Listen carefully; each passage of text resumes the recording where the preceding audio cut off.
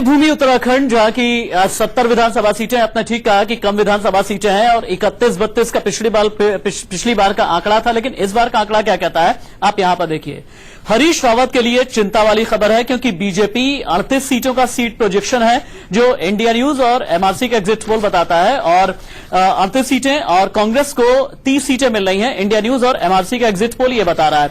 यहां पर यह समझना बहुत ज्यादा जरूरी है कि हरीश रावत, जो पिछले साल भर पहले आपको याद होगा किस तरह से एक राजनीतिक भूचाल आया था, राजनीतिक भूचाल के बाद एक तरीके का उन्हें अभयदान मिला था, उस पॉलिटिकल टर्मोइल से जब निकले थे हरीश रावत, और यहां पर आप देखिए हम साथ ही साथ में वोट शेयर का एक प्रोजेक्शन भी दे रहे हैं, जिसके मुताबिक बीजेपी को लगभग 40% के आसपास का वोट मिल रहा है, 33.5% के आसपास का वोट कांग्रेस को मिल रहा है, और अदर्स के खाते में 26.4% का वोट जा रहा है।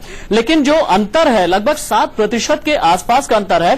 पॉजिटिवली बीजेपी को 7% ज्यादा वोट मिलते हुए नजर आ रहे हैं, और लगभग 0.4% नीचे वोट शेयर गिरता हुआ नजर आ रहा है कांग्रेस का, जो वोट शेयर का अंतर है। लेकिन सवाल बहुत बड़ा यह है कि हरीश रावत साल भर पहले बहुत ज्यादा मजबूत बनकर के उभरे थे, लेकिन बड़ी बात यह है कि यहां पर दल बदलुओं की राजनीति भी चली थी, 22 बड़े दल बदलुओं की प्रतिष्ठा भी दांव पर लगी हुई है, और उससे भी बड़ी बात यह है कि पहाड़ी जो इलाका है वो अलग बात कह रहा है, मैदानी इलाका अलग बात कह रहा है, कुमाऊं का इलाका अलग बात कह रहा है, और गढ़वाल का इलाका अलग बात कह रहा है। लेकिन हां, कांग्रेस के लिए, हरीश रावत के लिए चिंता की बात है ये जो सीट प्रोजेक्शन है। दीपक, बिल्कुल ठीक, लेकिन तड़ित आपसे मैं जानना चाहूंगा कि जो आप प्रोजेक्शन बता रहे हैं उसके हिसाब से 40.2% शेयर बीजेपी को जा रहा है। 2012 के कंपैरिजन में जब वहां 33% था, अब 40% है, तो 7% का पॉजिटिव स्विंग। तो ऐसे में तो 60 सीटें ले जानी थी बीजेपी को।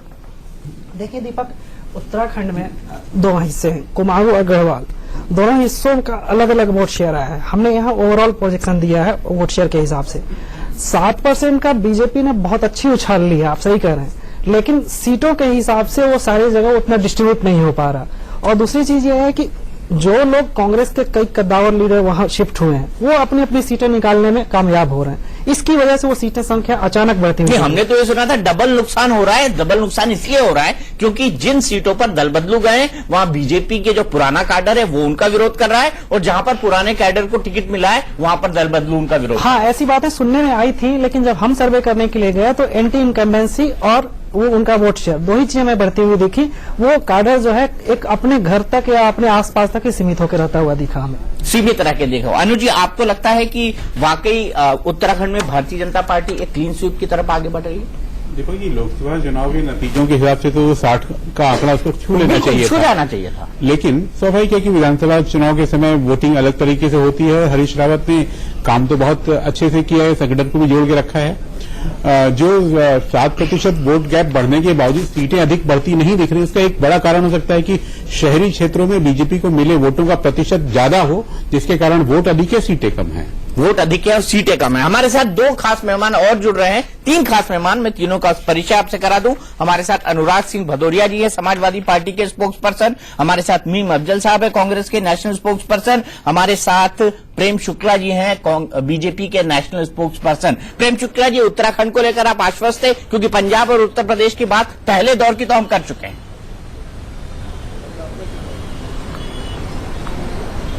नहीं, मुझे लगता है कि हम उत्तराखंड में जो है पूर्ण बहुमत की सरकार तो बना रहे हैं, कहीं 2/3 बहुमत की तरफ हम बढ़ रहे हैं, और उत्तर प्रदेश में पूर्ण बहुमत की संभावना तो साफ तौर पर दिखाई दे रही है।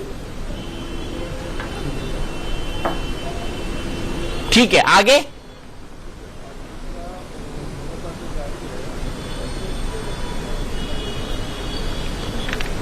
निश्चित तौर पर उत्तर प्रदेश की जीत एक बहुत बड़ी जीत होगी।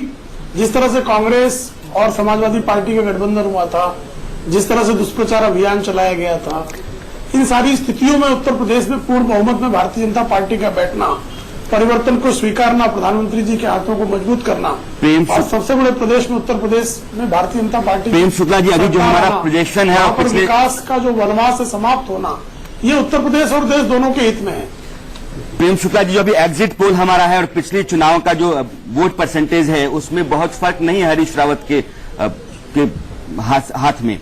33-33.5% पिछली बार उनके पास वोट था, हमने कांग्रेस के पास था, और इस बार जो हमारा प्रोजेक्शन है वो भी उन्हीं के उसके आसपास है। तो एंटी इनकम्बेंसी फैक्टर उत्तराखंड में काम नहीं कर रहा है, बल्कि आपने जो तोड़फोड़ की थी, यशपाल आर्या, विजय बहुगुणा, हरक सिंह रावत, इस तोड़फोड़ का शायद फायदा आपको मिल रहा है। एग्जिट पोल हमारा जो है लगभग यही इशारा भी कर रहा है कि जिन लोगों को आपने बाहर से ला करके अपने यहाँ जगह दी है, वो लोग अपनी सीट निकाल रहे हैं, इसलिए आपकी पार्टी की अपनी हैसियत बढ़ रही है या जनाधार बढ़ रहा है, ऐसा है नहीं। और हरक सिंह रावत की एंटी इनकम्बेंसी फैक्टर है नहीं।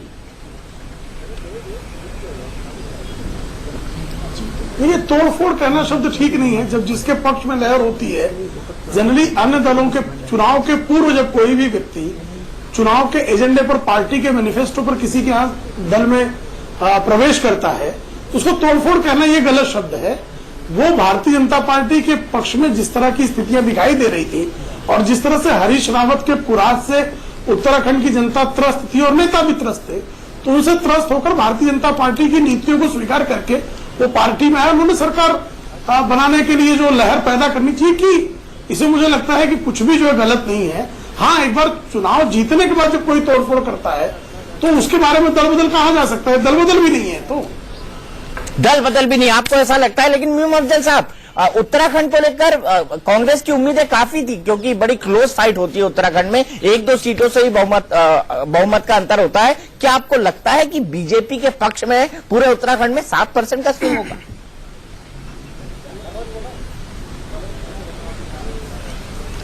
देखिए, अभी जो कह रहे थे कि भाई तोड़फोड़ के नतीजे में जो लीडर आपकी तरफ गए वो जीते हैं, ये बात हो सकता है सही हो, लेकिन मेरा ये मानना है कि अगर जो चुनाव अनुमान आपके सर्वे में दिखाया गया है, अगर मैं उसे मान लूं, तो इसका मतलब ये है कि लोग तोड़फोड़ को पसंद करते हैं, जो मेरे हलक से बात नहीं उतरती है। दूसरी बात मैं कहना चाहूंगा कि बहरहाल अभी सर्वे है, कुछ और सर्वे भी मैं देख रहा हूं, कुछ और सर्वे दिखाया जा रहा है कि उत्तराखंड के अंदर कांग्रेस की सरकार बन रही है, बिल्कुल बनने के नजदीक है।